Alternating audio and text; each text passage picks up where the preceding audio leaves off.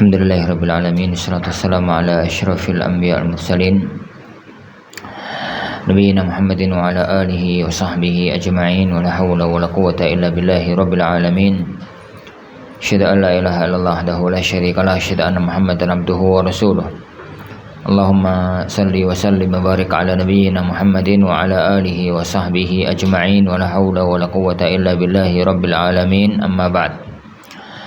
Ikhwani fiddin azani Allah yakum. Alhamdulillah, kita lanjutkan kajian kita bab subutil imamati bil ahdi, bab sahnya kepemimpinan imamah dengan al-ahd.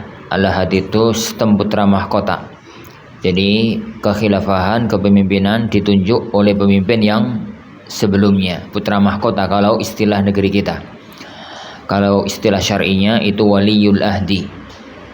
Nah, an Abdullah bin Umar, dari Abdullah bin Umar radhiyallahu anhu qala, kila li Umar, yani dikatakan kepada Umar, ala tastakhlif, yani ala tastahlifu, tidakkah engkau menunjuk khalifah setelahmu? Qal, beliau mengatakan, in astahlif faqad istakhlafa man huwa khairum minni, jika aku menunjuk khalifah setelahku, maka sudah ada orang yang lebih baik dariku yang telah menunjuk, dia adalah Abu Bakar. Wa in atruk, jika aku membiarkan, faqad taraka man huwa khairum minni, yani maka telah ada orang yang membiarkan itu, yang dia itu lebih baik daripada aku, Rasulullah sallallahu alaihi wasallam. Wa qala Amr ibn Maimun, dan berkata Amr ibn Maimun fi qissati maqtalil khalifati Umar, dalam kisah terbunuhnya Khalifah Umar bin Khattab radhiyallahu an. Qalu, mereka mengatakan, ausiya amirul mu'minin istahlif, yani berilah wasiat ya amirul mu'minin, tunjuk khalifah setelahmu. Qal, beliau mengatakan, ma ajidu ahadan ahaqqa bihadzal amr, yani aku tidak menemukan seorang pun yang lebih berhak untuk memegang urusan ini, yaitu kekhilafahan, min haula'in nafar awir rahat alladzina tuwfiya Rasulullah sallallahu alaihi wasallam wa huwa anhum radhin, yani dibandingkan dengan mereka-mereka orang-orang yang tatkala Rasulullah sallallahu alaihi wasallam meninggal dunia, mereka ridha kepada, atau beliau ridha kepada mereka. Fasamma, lalu beliau menyebut Ali wa Utsman wa Zubair wa Talha wa Sa'ad wa Abdurrahman, yani Ali bin Abi Thalib, Utsman bin Affan, Zubair bin Awam, Talha bin Ubaidillah, Sa'ad bin Abi Waqqas, Abdurrahman ibn Auf. Waqal, dan beliau mengatakan, yashhadukum Abdullah ibn Umar, yang menjadi saksi atas pilihan kalian, proses pilihan kalian adalah Abdullah ibn Umar.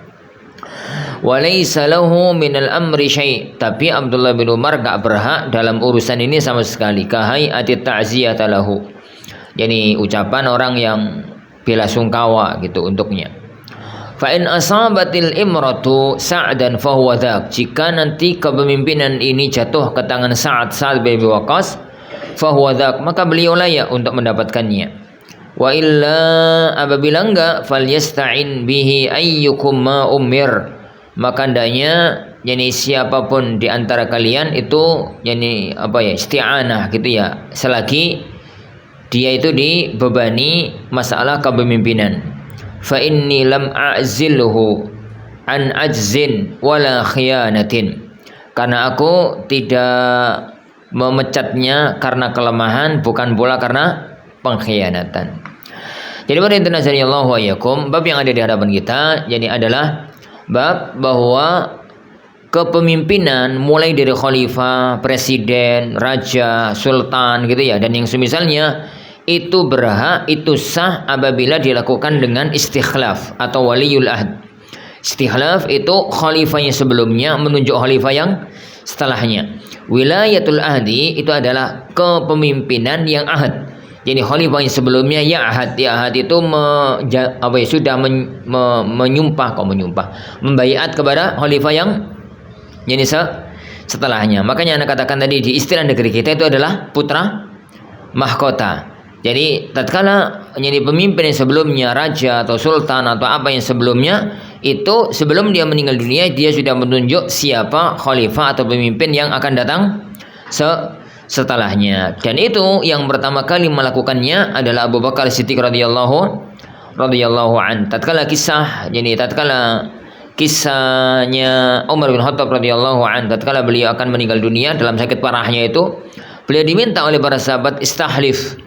Ya Amirul Mukminin, istahlif, tunjuk khalifah setelahmu. Itu menunjukkan bahwasanya dalam pemahaman para sahabat, istihlaf atau keputra mahkotaan itu adalah sesuatu yang maklum, yang difahami dengan baik bahwasanya itu adalah boleh. Seandainya itu nggak boleh di kalangan para sahabat, tidak akan pernah mereka itu mengusulkan hal itu dilakukan oleh Umar Ibnu Khattab radhiyallahu an. Jadi sisi pengambilan dalil dari dua atau dari athar ini adalah dua sisi.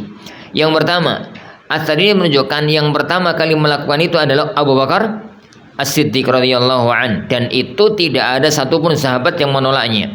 Maka pendalilannya adalah itu adalah athar sahabat, athar khulafaur rasyidin, itu yang pertama. Yang kedua bisa dikatakan ijma, karena tidak ada satupun sahabat yang menolak kepemimpinan Umar. Padahal Umar itu nggak dipilih. Umar itu nggak dipilih oleh ahlul halli wal aqd. Umar itu adalah ditunjuk langsung oleh Abu Bakar As-Siddiq radhiyallahu an. Yang kedua ya kawan, itu yang pertama. Yang pertama adalah itu gaya kepemimpinan atau pertama kali dilakukan adalah Abu Bakar As-Siddiq radhiyallahu an. Yang kedua itu adalah ijma di kalangan para sahabat. Yang ketiga, perbuatan itu menjadi sunnatus salaf. Setelah zaman Muawiyah radhiyallahu an, semua kepemimpinan itu dilakukan dengan cara istikhlaf, wilayatul ahad, yaitu putra mahkota. Jadi lihat komentarnya Umar bin Khattab radhiyallahu an. Jika aku menunjuk khalifah setelahku, maka ada orang yang dia lebih baik daripada aku yang telah menunjuk. Siapa dia? Abu Bakar. Abu Bakar itu sudah membaiat Umar di zaman beliau radhiyallahu an masih hidup. Beliau berdua itu masih hidup. Jika aku biarkan, dalam arti aku nggak nunjuk siapapun, maka ada orang yang lebih baik daripada aku tidak menunjuk, dan dia adalah Rasulullah SAW. Karena dalam pandangan Umar bin Khattab radhiyallahu an, sebagaimana sering ana ulang bahwa apakah Abu Bakar itu ditunjuk oleh Rasulullah SAW ataukah diangkat oleh ahlul halli wal aqd, itu terjadi perselisihan di kalangan para ulama. Sebagian ulama mengatakan beliau ditunjuk langsung oleh Rasulullah SAW dengan isyarat yang beliau isyaratkan. Beliau yang diminta untuk menjadi imam salat. Beliau yang diminta untuk menjadi imam salat. Itu isyarat bahwasanya beliaulah yang ditunjuk Rasulullah SAW untuk menjadi khalifah yang setelahnya. Sebagian ulama mengatakan enggak, itu bukan isyarat, itu bukan tunjukkan. Itu bukan tunjukkan. Yang menetapkan Abu Bakar jadi khalifah adalah ahlul halli wal aqd, yaitu orang-orang yang membaiat beliau pada waktu peristiwa Saqifah Bani Sa'idah. Nah, macam itu. Adapun kemudian di sini Umar bin Khattab radhiyallahu an menetapkan kekhilafahan diserahkan kepada ahlul halli wal aqd, yang akhirnya terpilihlah Utsman Ibnu Affan radhiyallahu an. Makanya beliau mengatakan, aku akan serahkan kekhilafahan ini kepada orang-orang yang tatkala Rasulullah SAW meninggal dunia, maka beliau ridha pada mereka semua. Beliau menyebut asyarah mubasysyirin bil jannah. Yang sisa yaitu 6 orang: Ali bin Abi Thalib, Utsman bin Affan, Zubair bin Awwam, Talhah ibn Ubaidillah, Sa'ad bin Waqqas, dan Abdurrahman ibnu Auf. Yang menyaksikan peristiwa proses pemilihannya, beliau menunjuk Abdullah ibnu Umar. Kalau sekarang mungkin sekretaris yang mencatat semua proses, yang menulis notulennya. Jadi itu semua prosesnya disaksikan oleh Abdullah ibnu Umar. Tapi beliau menegaskan Abdullah ibnu Umar nggak boleh dipilih. Beliau itu hanya sebagai saksi, notulen gitu kalau bahasa kita zaman sekarang. Adapun ucapan Umar bin Khattab radhiyallahu anhu yang paling akhir, apabila nanti kekhilafan ini jatuh ke tangan Sa'ad, maka beliau berhak untuk mendapatkan kekhilafan tersebut.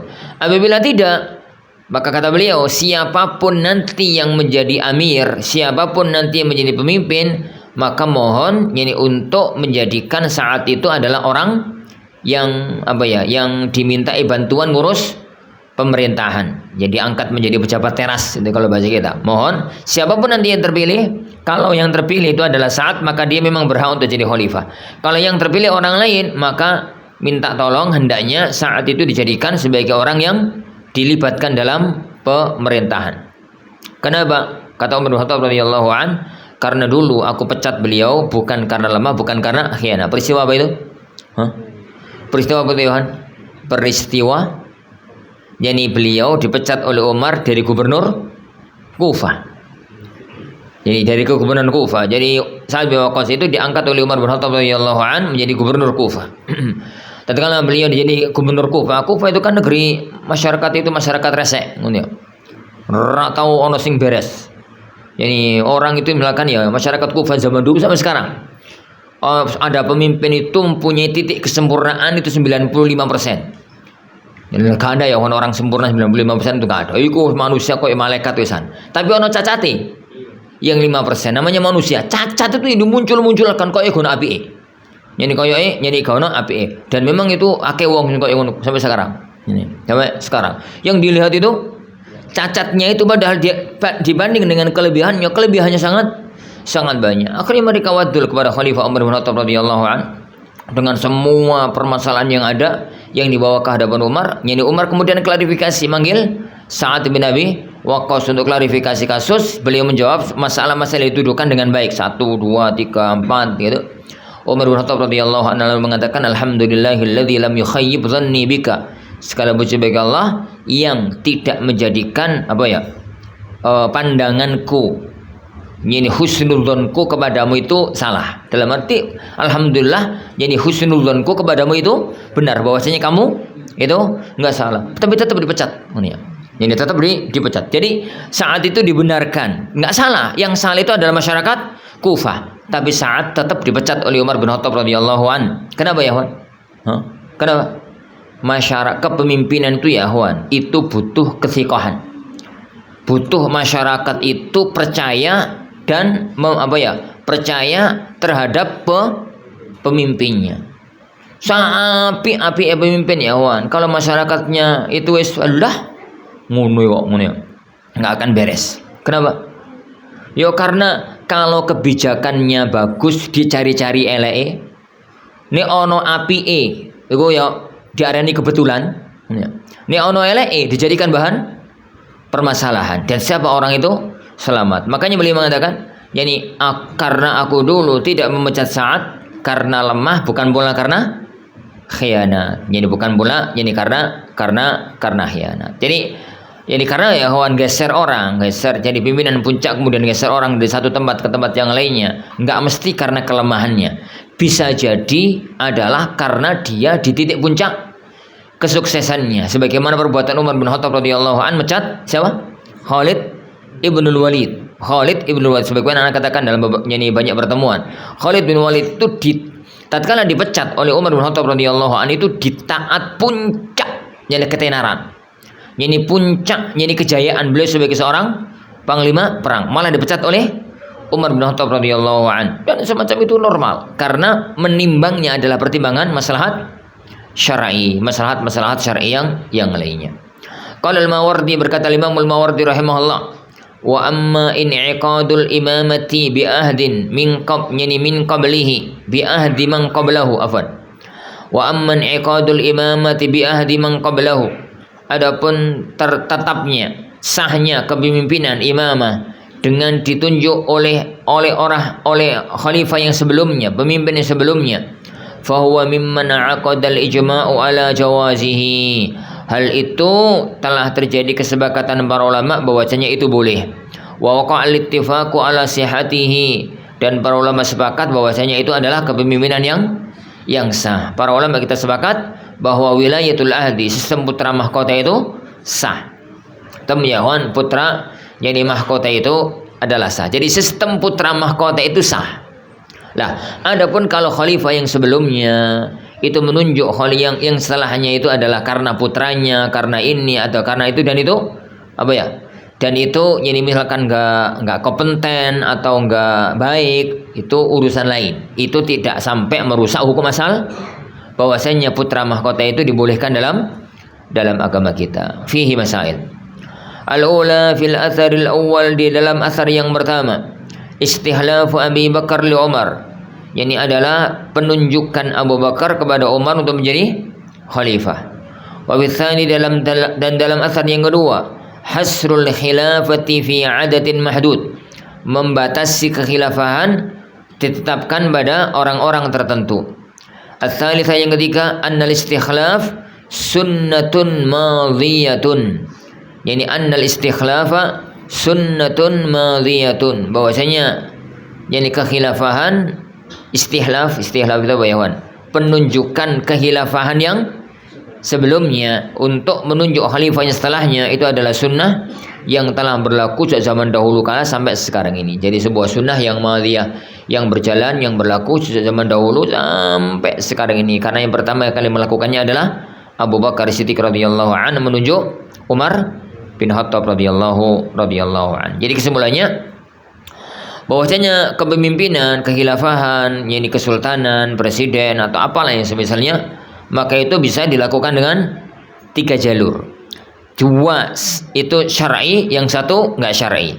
Yang jalur yang syar'i itu adalah 2. Yang pertama istihlaf, yang kedua alul halli wal aqad. Adapun yang ketiga itu adalah yang tidak syar'i, maka semua cara yang dipakai dan itu tidak ada pendalilannya dalam Al-Qur'an dan As-Sunnah. Bisa pakai kudeta, bisa pakai pemilu, bisa pakai ini, bisa pakai itu. Yang penting apapun caranya, meskipun caranya nggak sah, tapi kalau seorang sudah sampai ke tampuk kekuasaan, maka dia itu dianggap sah sebagai seorang penguasa. Wallahu a'lam. Bab an-nasihati lil imam, bab nasihah kepada imam. Imam itu pemimpin negara.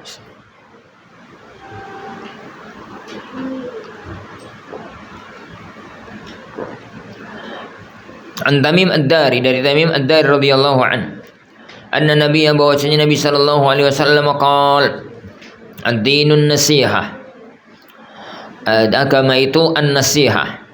Qulna, kami berkata, liman, untuk siapa? Qala lillahi wa li kitabihi wa li rasulihi wa li a'immatil muslimin wa 'ammatihim.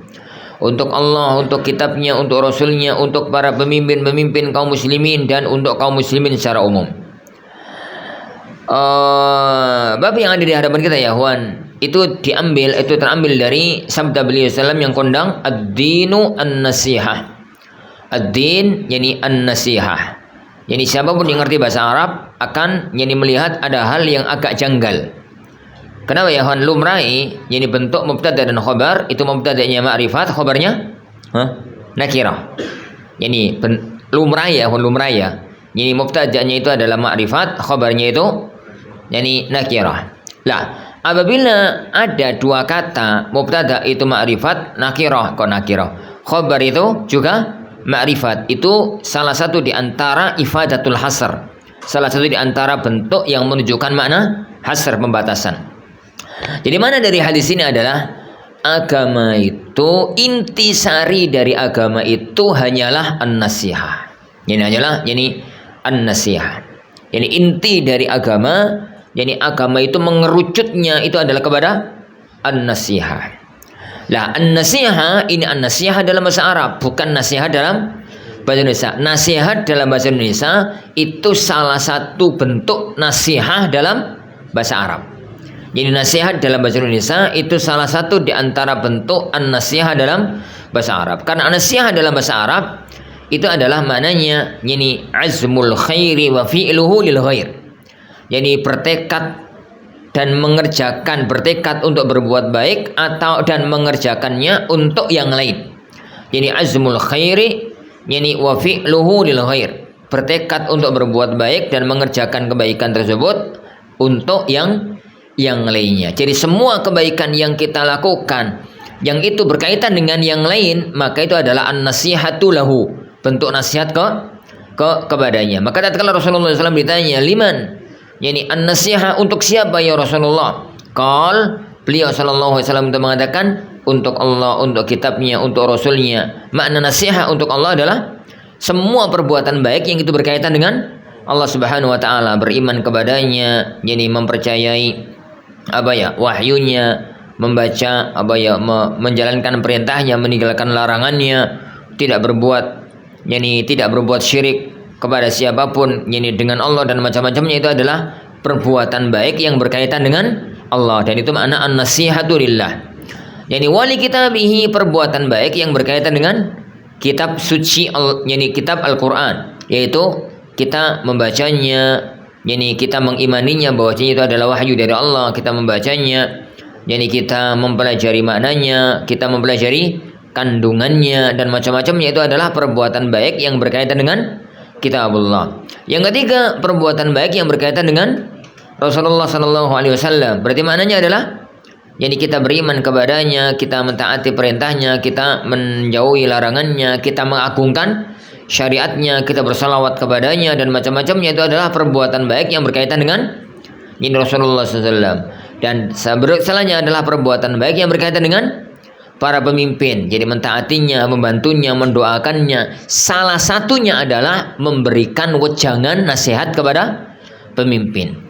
Memberikan nasihat kepada pemimpin. Nah, wa radhiyallahu yakum wa li a'immatil muslimin wa 'ammatihim. Nah, salah satu di antara kewajiban seorang muslim kepada pemimpinnya adalah menasihati, gitu ya. Karena menasihati itu bagian dari an-nasihah, ad-dinu an-nasihah. Wa qala Syuraih ibnu Ubaid al-Hadrami,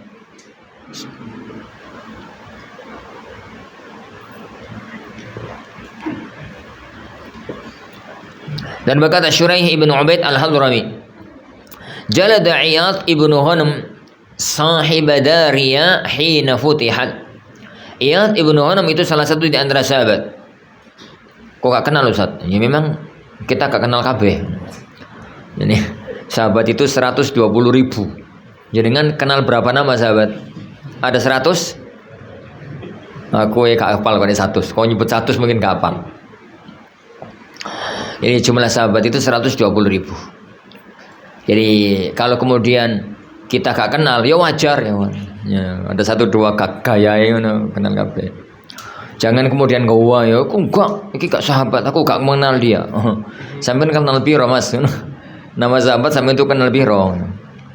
Yang jalada Iyad ibnu Ghanam, salah satu sahabatnya Rasulullah SAW, itu pernah menghukum cambuk gitu ya, kepada sahib Dariyah hina futihat, kepada penguasa negeri Daria. Daria itu salah satu negeri di pinggir Syam. Di pinggir di area Syam, pinggir Damaskus. Kalau dicari di Google Map ya ketemu insyaallah. Jadi hina futihat, tatkala negeri itu dibuka, dimenangkan oleh kaum muslimin, maka Iyad ibnu Ghanam yang sebagai panglima perang tatkala itu menghukum cambuk kepada penguasa sebelumnya. Fa'aghladalahu Hisham ibnu Hakim. Hisham ibnu Hakim juga salah satu sahabat yang ikut dalam pasukan perang itu nggak senang dengan kebijakan itu. Dia itu menegur kebijakan Iyad ibnu Ghanam dengan keras. Fa'aghladalahu Hisham ibnu Hakim.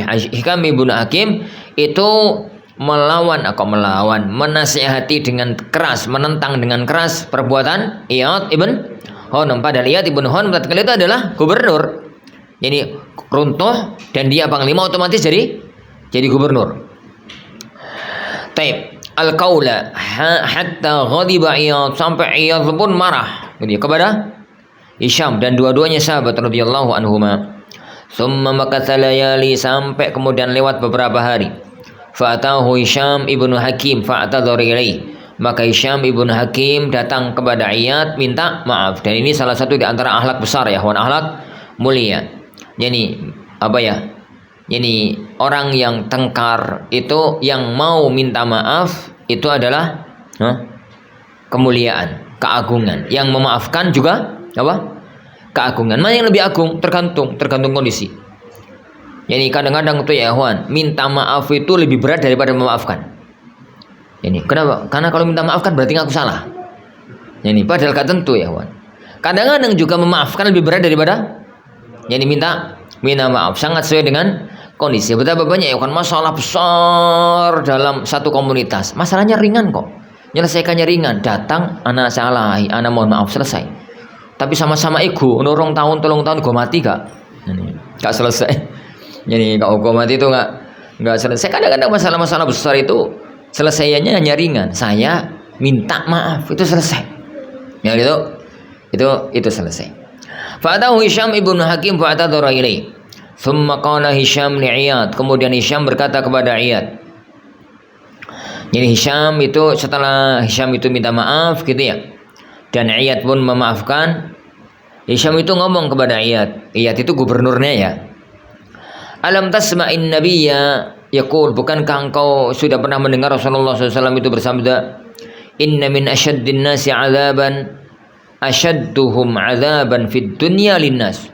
Orang yang paling perih azabnya nanti, yang paling pedih azabnya nanti di akhirat adalah orang yang paling berat, jadi siksaannya kepada sesama. Jadi nanti di akhirat orang yang paling berat azabnya itu tatkala dunia paling sering atau paling berat apa? Hukumannya kepada sesama manusia. Faqala Iyad ibnu Hisham lalu mengatakan, ya Hisham ibnu Hakim. Jadi qad sami'na ma sami'tu. Yani ma sami'ta, afwan. Qad sami'na ma sami'ta. Aku itu luwes mendengar hadis yang kamu dengar juga. Wa ra'ayna ma ra'aita. Kami juga melihat apa yang kamu lihat. Maksudnya beliau itu, lah kita itu loh sama-sama sahabat.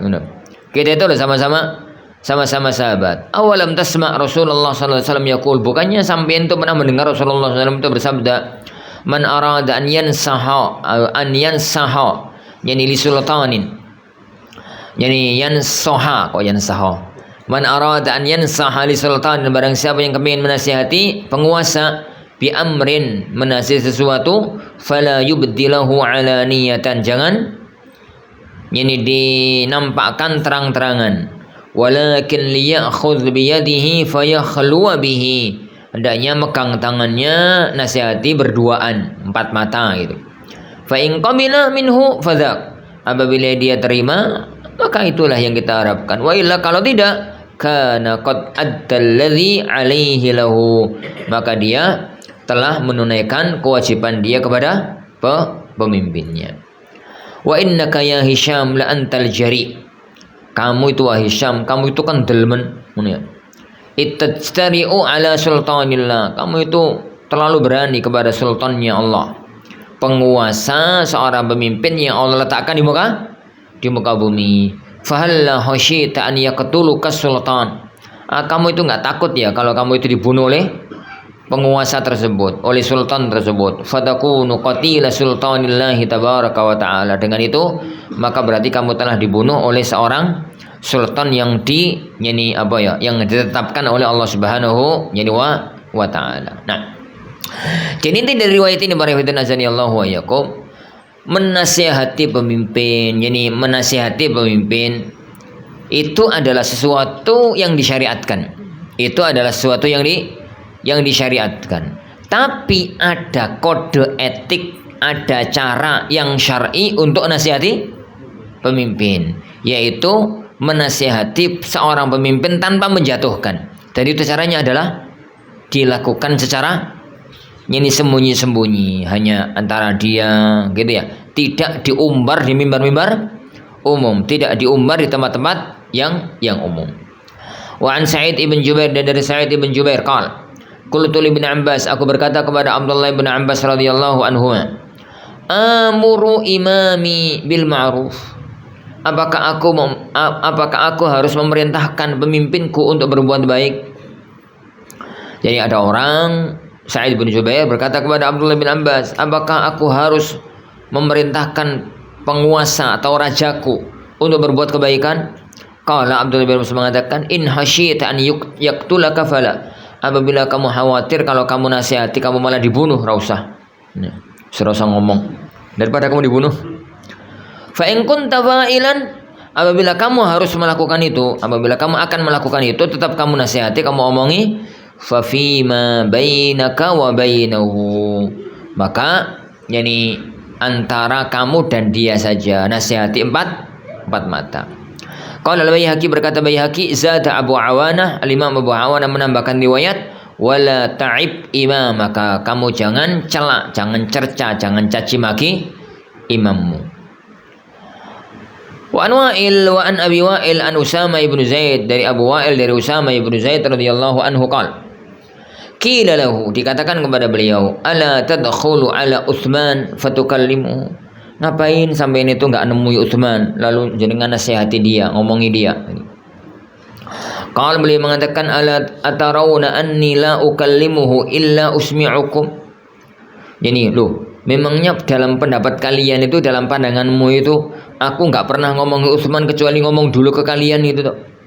Mosok dalam kalian itu punya pandangan setiap kali aku nasihati Utsman, aku itu ngomong dulu sama kalian. Wallahi laqad kallamtuhu fima baini wa bainahu ma duna, yani ma duna an aftatiha amran la uhibbu an akuna awwala man fataha. Demi Allah, kata beliau, aku itu sudah sering ngomongi atau sudah ngomongi Utsman, tapi berdua aja antara aku dengan beliau. Jadi tanpa aku membuka satu perkara yang aku nggak kepingin, aku adalah pertama kali yang membuka perkara tersebut. Apa itu? Fitnah yang akan terjadi apabila jadi kesalahan-kesalahan pemimpin itu dinampakkan ke permukaan.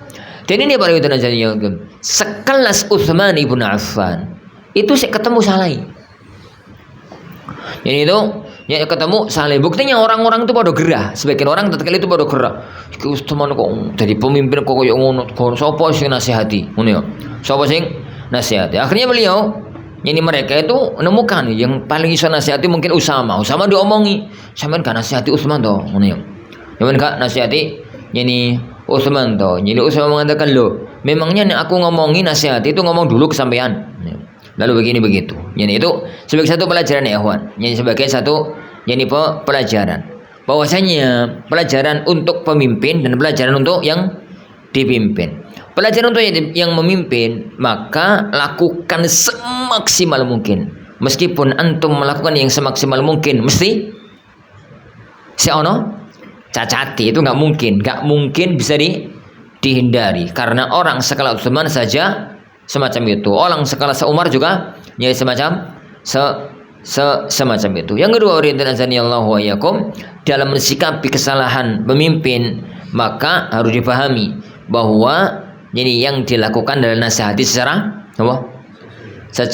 jadi empat mata gitu ya, sembunyi-sembunyi di ruang yang tertutup, tidak diumbar di ruang yang terbuka. Dan Anda sering mengatakan ya, Wan, bahwasanya dalam kepemimpinan Islam itu tidak ada yang namanya oposisi.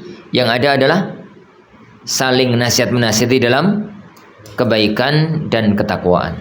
Nah, fihi masail, dalam bab ini ada beberapa permasalahan. Al-ula, yang pertama, fil hadis, dalam hadis ini wujubu badlin nasihati lil imam. Wajib untuk mengerahkan upaya untuk menasihati imam. Karena bab kita itu bab nasihat ya, kawan. Maka nasihat ini diterjemahkan dengan nasihat. Yang kedua, ini anna nasihatal imam la takunu alaniyatan. Memberikan nasihat kepada imam itu tidak boleh secara terang-terangan. Fa kaifa bil aib? Bagaimana kalau mencelanya? Wasab, mencacinya, wata'an, dan mencelanya gitu. Bal kaifa idza kana al-aib wa ta'an fil majalisil khassah wal 'ammah. Lalu